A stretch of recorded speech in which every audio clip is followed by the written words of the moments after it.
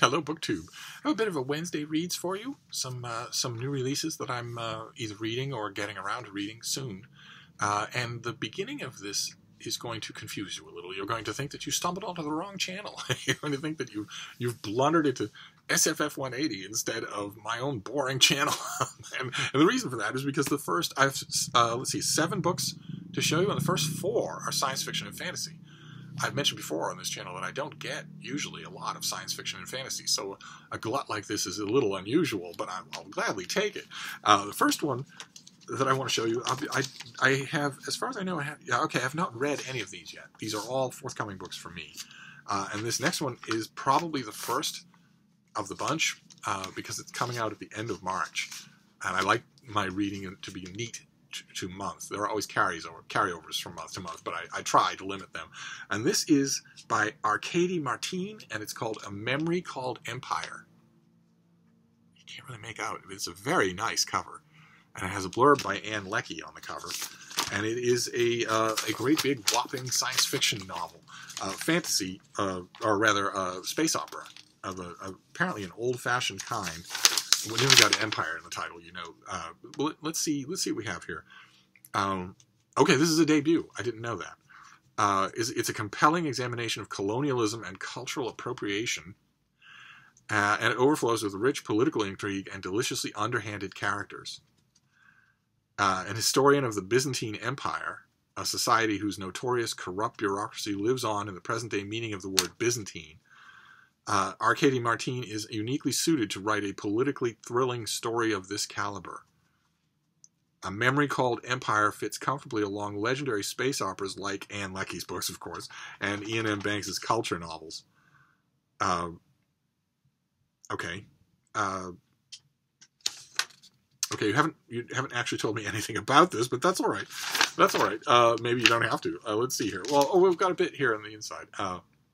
Ambassador Mahit Dismare travels to the capital of the interstellar Texkalani Empire. Texkalanli Empire. That must not have been pleasant to type 1,000 times in the course of this novel. Eager to take up her new post, she arrives only to discover that her predecessor has died, and no one will admit that his death wasn't accidental, or that Mahit might be next. Now, Mahit must discover who is behind the murder, rescue herself, and save her small but fiercely independent mining station from the Texkalan's unceasing expansion, all while navigating an alien culture that is all too seductive, engaging in intrigues of her own, and hiding a deadly technological secret, one that might spell the end of her station and her way of life, or rescue it from annihilation. So this is a debut space opera thing, and that's always fun. It's right around the corner anyway. It's the end of March, the last Tuesday in March, so I've got to get to it. But I'm intrigued anyway, and we're just going to keep along with this glut of science fiction until we're done. So this next one is by Bao Shu. It's translated by Ken Liu, and it is The Redemption of Time. It's a novel set in the Three-Body Problem universe that answers some of the questions that those books, which were not written by Bao Shu, raised, and asked some new questions of its own. This comes out in June, I think. July. This comes out in July, and it's clearly for fans of that series, of the Three-Body Problem, and on those series. It's clearly for people who just can't get enough of that universe. Let's see here. Okay. From this book, you'll discover shocking yet plausible answers to questions left open at the end of Death's End. What do the Trisolarans really look like? What happened to Yun Qiaming after he left the Trisolaran fleet? Did Cheng Xin succeed in her final mission? What else do we know about Singer's civilization? What was life in the four-dimensional universe like before it collapsed? And these, I don't know how this works. Steve Erickson has had the same thing happen, where people have written books in his universe, and I don't know where they stand in terms of their canonical status. But again, I don't really care. I enjoy the Three-Body Problem books. I don't venerate them quite as much as a lot of their fans do. But watching a different author take on that universe will be fascinating. So then this This next one is along the same lines of sci-fi murder mystery, sci-fi murder intrigue, that sort of thing. A lot of these have not been big, sweeping novels of ideas. We're getting to one of those. This one is by Kylie Wallace, and it is Salvation Day. And it has the plot description sounds intriguing. Let's see here. It's about a group of graduate students who are held hostage on an abandoned spaceship. Let's see here. Zahara knew every detail of the plan. House of Wisdom, that's the name of the ship, had been abandoned by the government of Earth a decade earlier when a deadly virus broke out and killed everyone on board in a matter of hours. Now it could belong to her people.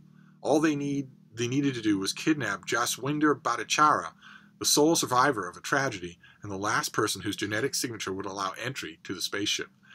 But her crew didn't know what waited for them on the ship, a threat to all humanity that lay sleeping alongside the orbiting dead, and they woke it up. And this comes out in July, and it sounds much along the lines of some of the science fiction that George R. R. Martin used to write before he found out that all the world will be the path to your door if you write an open-ended, unfinishable fantasy series. It reminds me a lot of other science fiction novels that whose premises I'm familiar with, but it doesn't matter. I will be interested in how this author pulls it off. And then I mentioned huge, expansive novels of ideas. This next book qualifies. And it is definitely an entry in my March of the Mammoths. There's a BookTube event going on in March where we read books that are over 800 pages long. I myself am adding a little fillip to that where I don't want them to be any longer than 900 pages. I want them to be right in the 800 page range. That is a mammoth, a book that's 800 pages long, essentially.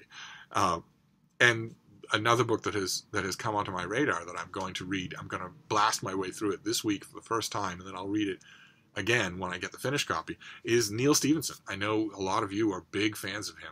I have never been that big a fan of him. But this is his new book, Fall, and it is immense. It is a gigantic 830-page doorstop, and it's about a man who is dying and transfers his consciousness. Well, let me read it to you. The pub sheet is pretty good, and it will do... This is immense. This comes out when? In June. This comes out in June. When billionaire video game executive Richard Dodge Forthrast is pronounced brain dead, the subtitle, I don't know if you can make it out, is Dodge in Hell, is pronounced brain dead and put on life support, his family is forced to follow his unconventional last wishes. Dodge's brain is scanned and its data structures uploaded and stored in the cloud. In the coming years, technology allows Dodge's brain to be turned back on, an achievement that is nothing less than the disruption of death itself. An eternal afterlife, the bit world, is created in which humans continue to exist as digital souls. But this brave new immortal world is not the utopia it might seem as first. This book raises profound existential questions and touches on the revolutionary breakthroughs that are transforming our future. Combining the technological, philosophical, and spiritual in one grand myth, Stevenson delivers a mind-blowing speculative literary saga of the modern age. This author has a penchant for gigantic books, and I have a sweet tooth for gigantic books, and yet every one of his gigantic books has struck me as needlessly gigantic. Every single little detail is rabbited down and written about for 5 pages or 5 paragraphs when it doesn't deserve any attention at all, and that bloats the page length. And I don't mind long books at all. I absolutely love them. But they fail if at any point in their length the word bloat crosses my mind. If the minute I get a sense that this is simply a question of an author not being edited, rather than that an author needs every page to tell the story, that's a bad sense to have. A very bad sense to have. It happens in epic fantasy all the time. And it's never failed to happen with this author. And something about the way he writes brings out the acolyte in his fans to an extent that I don't think is healthy. Like for instance, on this pub sheet itself, there's a quote from Lev Grossman, who's a very talented writer in his own right, and his quote would stand for a lot of Stevenson fans. He says, "Sometimes when you're reading Neal Stephenson, he doesn't just seem like one of the best novelists writing in English right now. He seems like the only one." Okay. But anyway, I'm not going to fault the book, and I'm not going to stop trying either. This you might think, if I've read 8 big books by this author and none of them have really thrilled me, why are you continuing? Well, he's a major author, and also none of them have ever disappointed me either. They haven't thrilled me in a way that none of them has ever felt to me like they deserve to be as long as they were. That's the feeling that I go for in a mammoth. Like, for instance, if we're talking about the philosophy of the March of the Mammoths, that's the feeling that I go for. Does this book, when you're done with it, do you feel like it was needed? Like it needed to be that long? A perfect example that I was dubious about, to say the least, at first. And I read it again. I reread it. I might be the only person in the world who's read it twice, including its author. And that's Jerusalem by Michael Moorcock, which at first, it's even longer than this. And at first I thought, okay, this is just verbal diarrhea. You're not controlling yourself at all. This is David Foster Wallace, where you're just spewing verbiage onto the page and daring your editors in your publishing house to tell you to cut it out. And then I reread it, and all the things that had struck me as weirdly good about it the first time, and there are things like that. Even my first reading, I was noticing things that were weirdly good. Those things struck me as far more evenly threaded throughout the book than I had originally thought, in a way that usually doesn't happen when I reread a behemoth like that. So I'm hoping, I'm always up for an author to please me. I'm always willing to give them a second, third, fourth, fifth try. So I'm gonna read this. I'm gonna dive right in. But I want to give you 3 books now, just to assure you that you are in fact watching my channel and not a science fiction channel. And these are all nonfiction. We'll start with this one. This is by Heather Hansman, and it is Downriver. It's about the Green River and the ecology of water loss in the American West. Not a long thing. It's from Chicago, the University of Chicago Press, but it deeply interests me.